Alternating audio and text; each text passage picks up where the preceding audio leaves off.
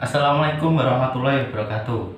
Sebelumnya perkenalkan, nama saya Abdurrahim Ahmadi. Saya dari kelas 11 Saya dari kelas 12 IPA 2. Di sini saya akan menyampaikan materi tentang berpikir kritis.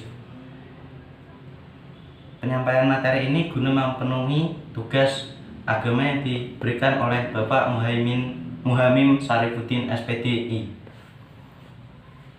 Berpikir kritis. Dalam Al-Quran dijelaskan dalam Quran Surat Ali Imran ayat 190 dan 191.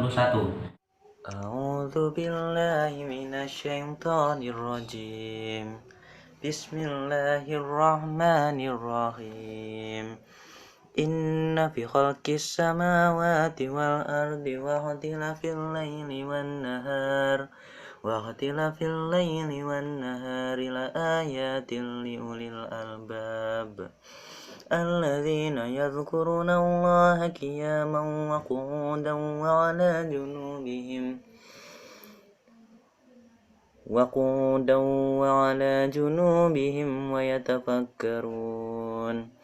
ويتفكرون في خلق السماوات والأرض ربنا ما خلقت هذا باطلا Subhanaka faqina adzabannar. Yang dimana artinya, sesungguhnya dalam penciptaan langit dan bumi dan pergantian malam dan siang terdapat tanda-tanda kebesaran Allah bagi orang yang berakal, yaitu orang-orang yang mengingat Allah sambil berdiri, duduk, atau dalam keadaan berbaring, dan mereka memikirkan tentang penciptaan langit dan bumi seraya berkata, "Ya Tuhan kami, tidaklah Engkau menciptakan semua ini sia-sia. Maha suci Engkau, lindungilah kami dari azab neraka." Quran Surat Ali Imran ayat 191 sampai 191. Di sini dijelaskan bagaimana kita harus berpikir kritis tentang pergantian malam dan siang, bagaimana prosesnya, dan apa yang terjadi pada kejadian tersebut. Selain pergantian malam dan siang, kita harus mempelajari tentang matahari tenggelam, gerhana matahari, transportasi air, dan pusat tsunami. Contohnya matahari tenggelam. Apa yang terjadi pada saat matahari tenggelam? Bagaimana bisa matahari tenggelam? Apakah matahari yang tenggelam dalam lautan luka dalam atau bumi kita yang terus berputar?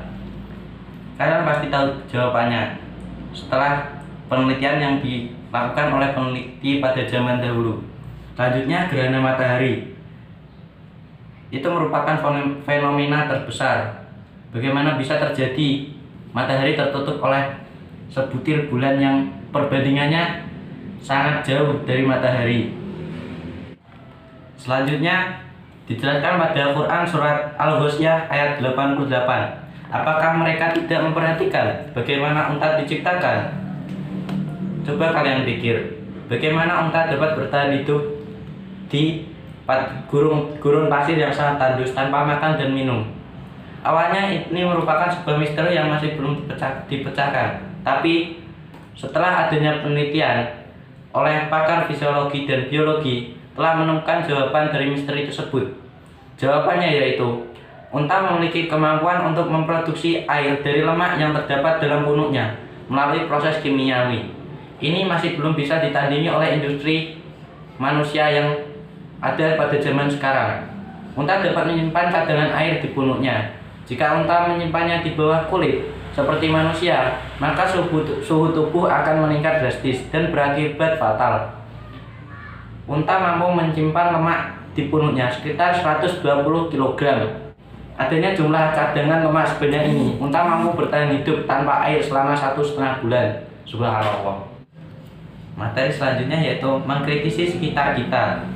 Contoh sederhananya, nyamuk yang diciptakan dengan sayap dan bisa terbang ternyata justru menjadi makanan katak dan cicak yang tidak bisa terbang.